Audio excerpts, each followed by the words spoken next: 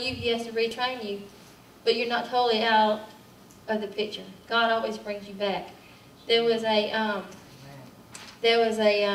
didn't write it down, but I know what it is. An illustration I read, and I have no idea if it's true or not. But there was a guy who was head over, like a long time ago, over one of a mill factory or something like that. So anyway, he was brand new at this, and he was kind of a young guy, and suddenly one of his workers died. And he had never experienced that before, and it was really traumatic to him because one of his own workers had died. And so he decided he didn't just go to the funeral, and he didn't just participate in this type of thing, but it really touched him in his heart, and he decided he wanted to go to this guy's family, to their house, and actually, say that he was sorry or whatever. So he walked over, or he probably drove over, to their house, and the wife invited him in, and she said, "Come on in, we're in here, we're reading some different things, just come and join us." And she had her book, and she was reading a book of poems, and in that place and time, it was really popular for people to be poetic and write different poems and stuff like that. And he was amazed by what he had heard, and it just really touched his heart. And when it was over with, he said, "Who is the poet that had written that?" And she said, "It was my husband, the man that died." And in that moment, he was trying to decide, did he have an employee that was a mill worker who happened to write poetry, or did he have a poet that happened to work in his mill? And I think that for some of us, we have to decide, are we Christians that happen to have other things that we do, but our life is surrounded by Christ? Or are we out there with our friends and in school, and is our life involved everywhere else, and we just happen to be Christians?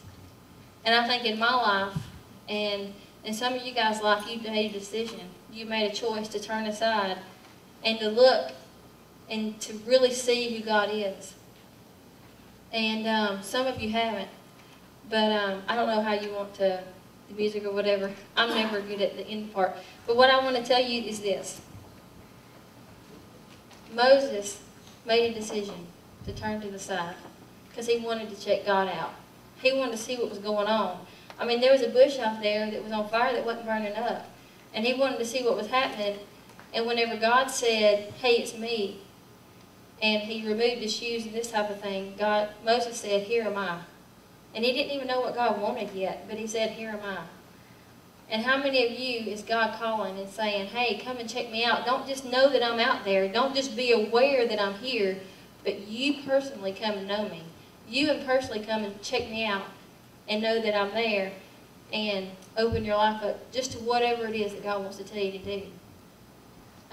Some of you have never done that even the first time. The first step of that is hearing God calling on you is to become a Christian, and some of you have never done it. And there was a specific time in Moses' life that God called on him. And in our lives, we have specific times that God calls on us. I told my small group last time, I said, listen, I said, it doesn't just happen just because. You don't just become a Christian just because. I mean, God calls you, and you accept the call from God to become a Christian. You don't just morph into one because you go to church. You don't just morph into one because your mom and dad are. I mean, you specifically, God says your name, and you can calls out to you, and you become a Christian. And if you've never turned the world aside to the side and said, "Hey, I want to follow Christ. Forgive me and come into my heart, Jesus." And that's the first thing that you do. And then after that, you have to choose to turn things to the side so that you can hear what God wants you to do after you've been a Christian.